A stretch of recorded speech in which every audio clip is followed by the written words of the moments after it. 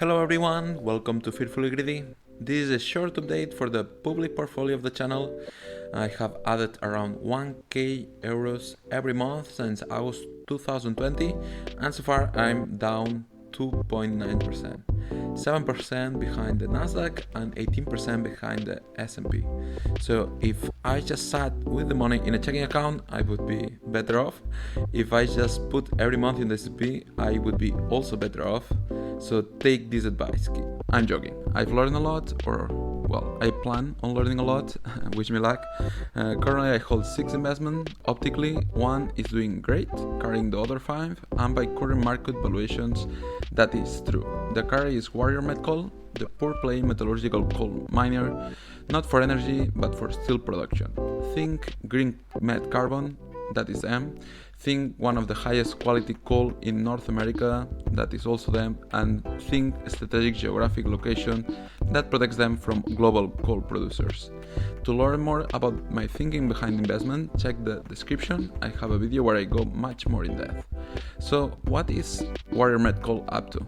First, the strike is still on, but the effect has been reduced compared to the initial impact, to around 15 to 20% in production. 600 days have passed since the strike started. Second, recent returns have been looking juicy by a very strong pricing environment, achieving $248 per short ton, which is 32% above 2021, and 1,600 short tons produced, which is 46% higher than last year. Great results that has brought the company to a downfall of cash, $121 million of free cash flow, which can be deployed into the third point, Blue Creek. It's on track as far as project development to start mining in Q3 2024 and full steam longwall in Q2 2026. As you see, we do no short-term investing here. My initial valuation, taking global demand and production into account, average historical values of met coal and fixed costs, is that it is worth roughly $70 per share, or 3.6 billion. If Blue Creek gets up and running, I'd estimate the value of the company doubling, approximately to $7 billion or $140. Time will tell if I'm wrong or how wrong. Next, we have Naked Wines, very simple. They have shown no growth and little profit while pouring millions in marketing. Good thing is they have recognized this and are switching to trading the business outside of growth at any cost into keeping it more profitable while growing. If no growth can be found, they will be profitable and save cash. If opportunity to deploy dollars at good rates shows up, management will deploy more of those dollars.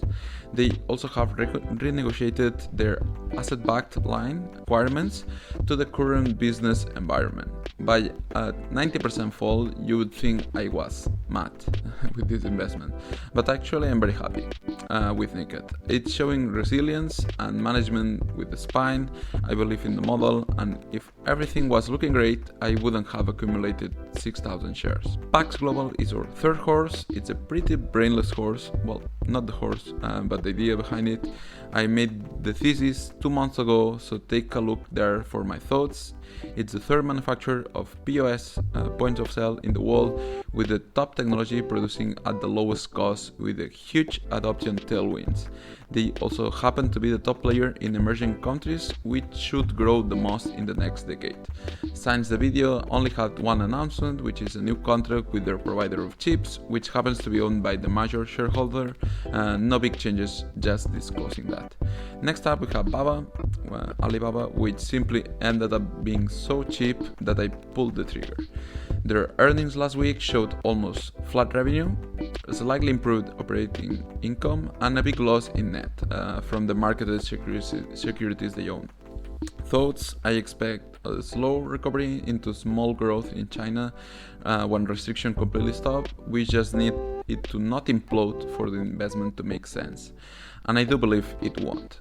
Is it my most exciting and promising investment? No, but to me it has a lot of downside protection by the quality of the business and the steep discount. Fifth, we have Rao International, or remote service provider operating in Africa, and we had results for them. Revenues have been okay, at least not plummeting, but profitability and outlook for order book going even below 100 million gives investors a lot to worry. Am I? Well, I still think mid-long term the spend in those regions should trend up, not down. I'm not thinking about pulling from the investment, especially at these levels. I think the opportunity is still there, but I find I have more conviction in my other positions.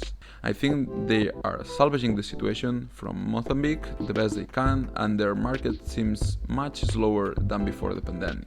If activity raises, they are in prime position to benefit. Their model has very little fixed costs, so I'm not really worried for them going broke. Last and definitely least, Rao Lietuva. I won't give more updates. This will be the first zero of the portfolio, like 100%.